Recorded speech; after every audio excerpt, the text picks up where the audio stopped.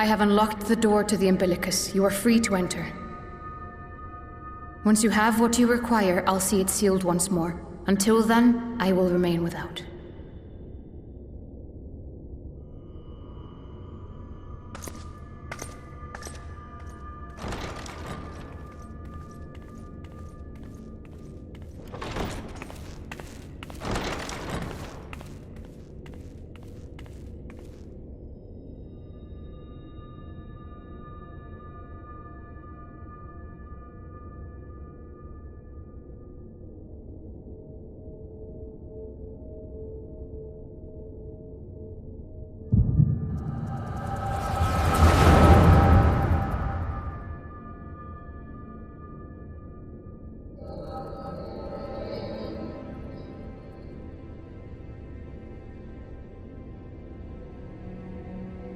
A moment to collect my thoughts, I prithee.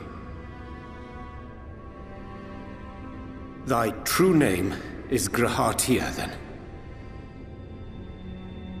By thy claims, thou too art a native of the Source, though from an age beyond our own, when the 8th umbral calamity hath visited devastation upon our star. Thou hast, by subtle means, reached across the boundaries of time and space to unsow the seeds of catastrophe, ere its creeping vines drag our champion unto an early grave. In essence, yes. A difficult story to swallow, I am sure.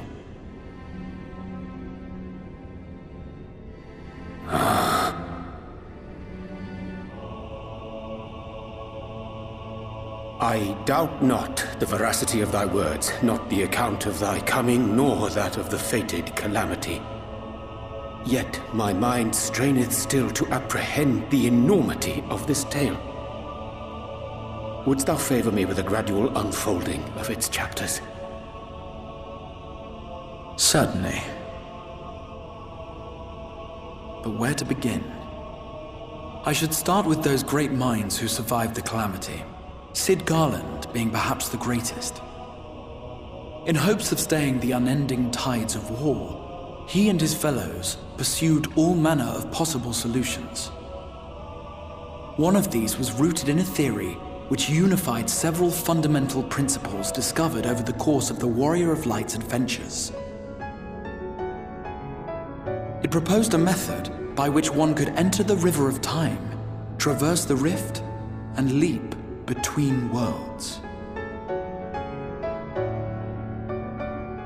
Perfecting that idea, however, was a work which consumed their lifetimes, and thus was it left to future generations to decide whether theory would be put into practice.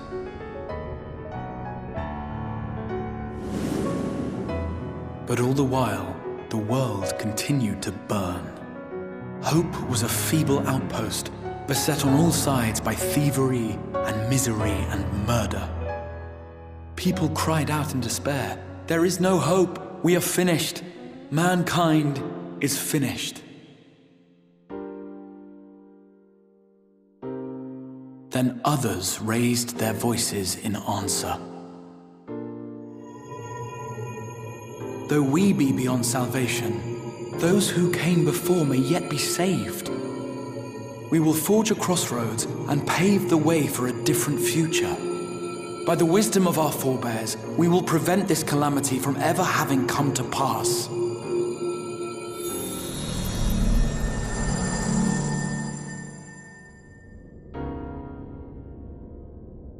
The fighting went on unabated, but some few took up Sid's research and labored to realize those impossible ideas. After 2 centuries of labor, their descendants finally succeeded in awakening the Crystal Tower, an integral part of the process, and, in doing so, roused its caretaker, me.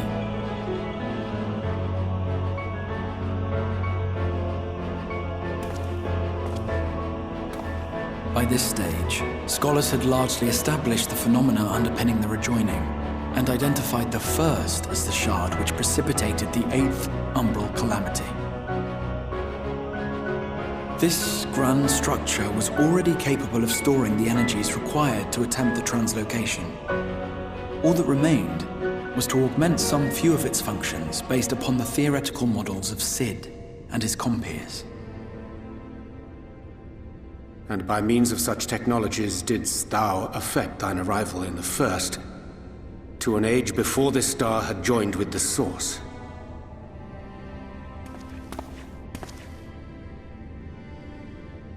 Some while before, as it turned out. 'Tis all but impossible to predict how time will flow between one world and the next, and we missed our mark by almost an entire century. But this only worked in our favor. The Sin Eaters could not be defeated without the blessing of light, and summoning the only woman who might stand a chance against them would require decades of preparation.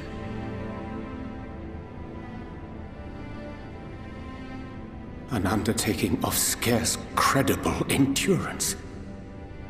That thou hast kept thy plan from falling into disarray these many years bordereth on the miraculous. Yet howsoever history be rewritten, thy present self was shaped by events which followed the calamity. Should said catastrophe be averted, the very skein of thine existence will unravel. Surely thou hast foreseen this. I am aware of the consequences. 'Tis for that very reason Sid and his colleagues bequeathed their legacy as an offering, and not an edict. To give all of oneself for the happiness of others, and with no promise of reward, 'tis a hard thing to ask. Harder still for those condemned to survive in a world which pitted brother against brother. Indeed, you are right to call the execution of this plan miraculous, though the force which held it together was nothing so inexplicable. It was her. The warrior of light has been our unbroken thread.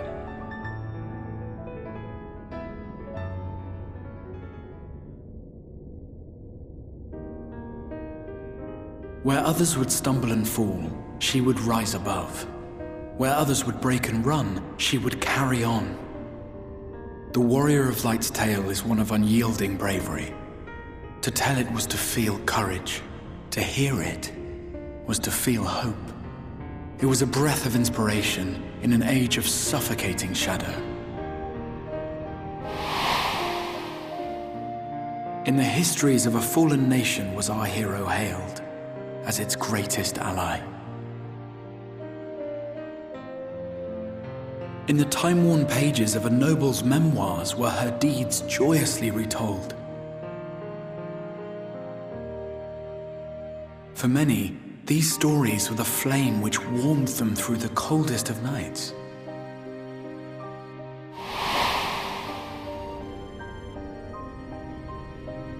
And so it should come as little surprise that the plan found no shortage of volunteers, concerning as it did the Warrior of Light herself. It was their chance to add their own verse to the hero's saga. She was the lodestar that brought them all together, to send their final message back through time and space to her.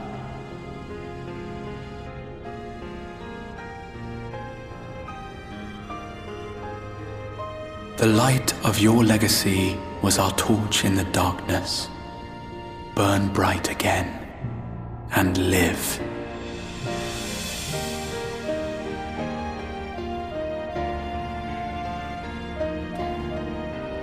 I am merely the bearer of that wish, come to ensure it is safely delivered.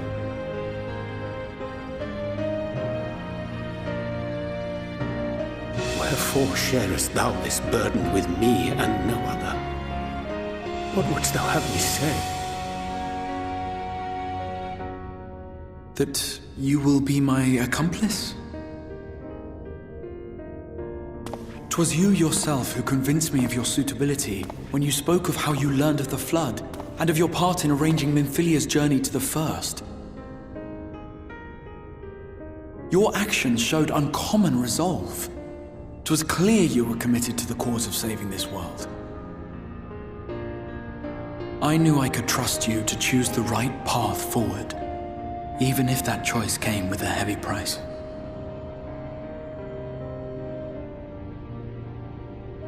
What price?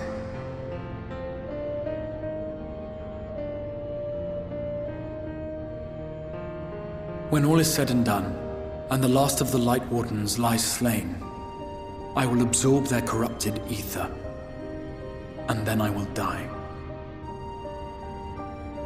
Knowing what I know of your companions, not to mention your champion, they will try to stop me. But in saving one, they would save none. Therefore, I implore you to aid me in concealing my identity and ensuring this tale ends as it must.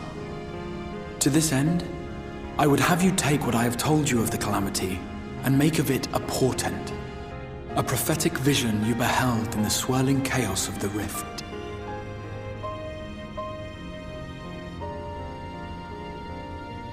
Is this truly thy wish?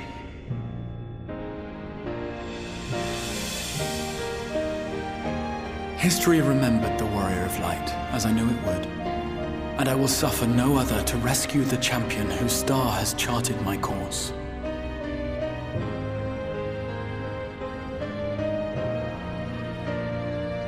I will see this tale to a happy end, my friend. There has been enough tragedy.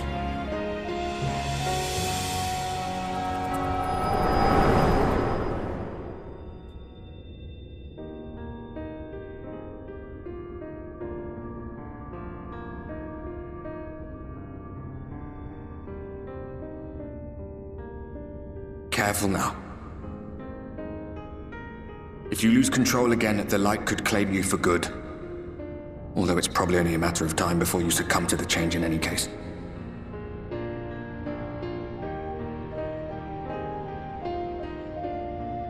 What do you mean to do?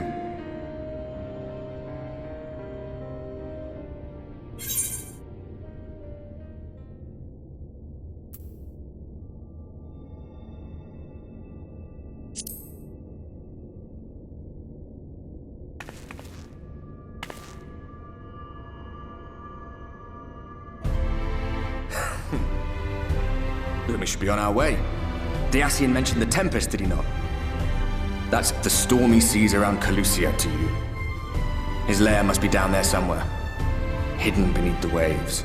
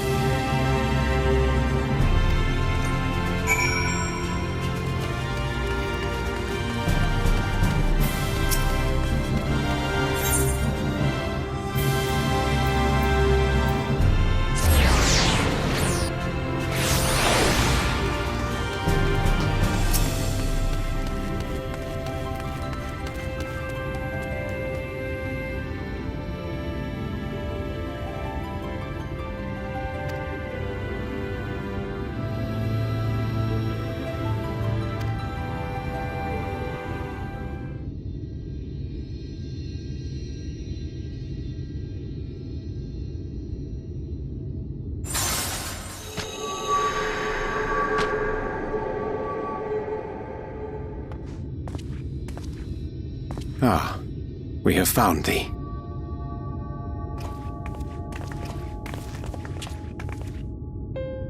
Word reached us of thy recovery, and thus did we gather with all haste.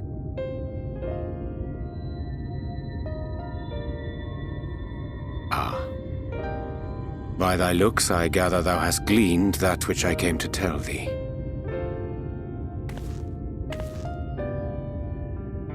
Urianger has shared everything with us. The Exarch's true identity and purpose.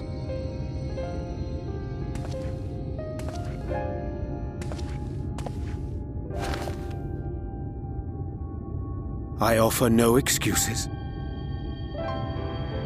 When I agreed to aid the Exarch with his plans, 'twas in full acceptance of the condemnation I would face when my duplicity was laid bare.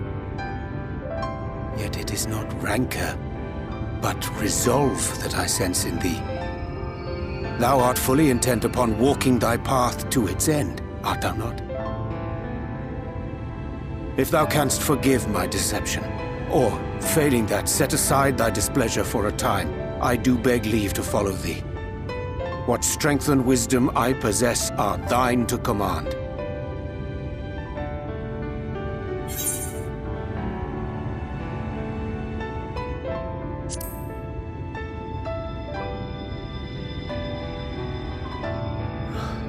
I thank thee.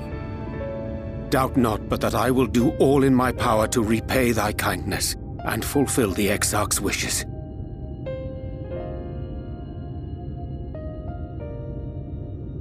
I'm sorry, but I don't think this is a good idea.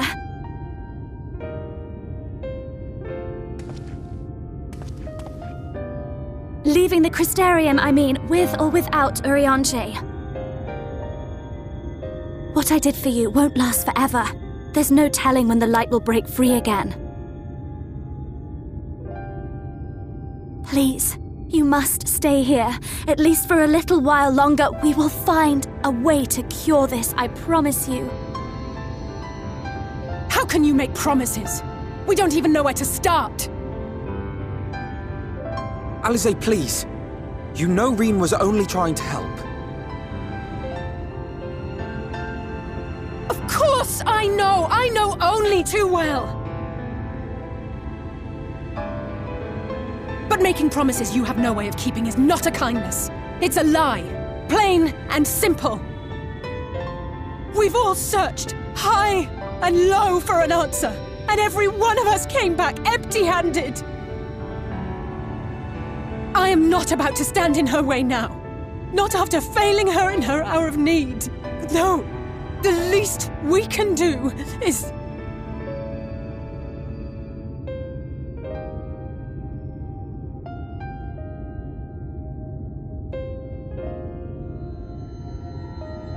We will go with you as well. There is naught to be gained by standing still.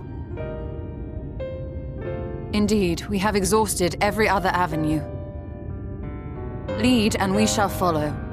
If there is any hope to be found, then we will surely find it at your side.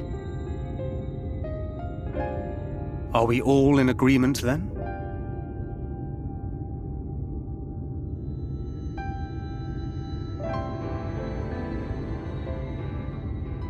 Is there aught we can do to help?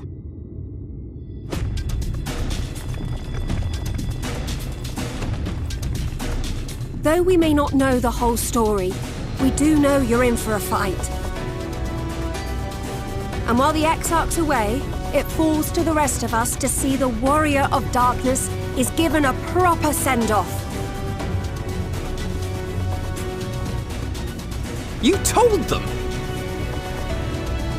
No! Well, not in so many words. Aye, we didn't need it spelled out for us. When the night sky appeared over whichever place you went to, it was harder not to put two and two together. From the moment I heard that you and the Exarch shared the homeland, I had my suspicions. Long had he been waiting for a certain someone to arrive, and I knew at once that it must be you. Exactly. When he went up to meet you, it was clear it was no ordinary visitor. That spring in his step spoke volumes. I could feel his excitement. Eat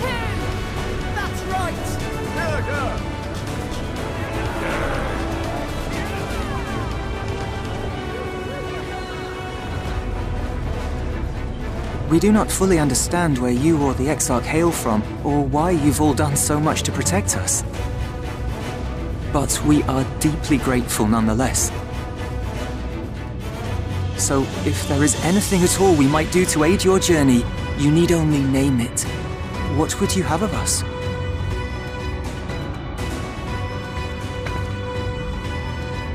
You might have invited them to join us, where they're not so many. But come, they are waiting. What is your will, O warrior of darkness?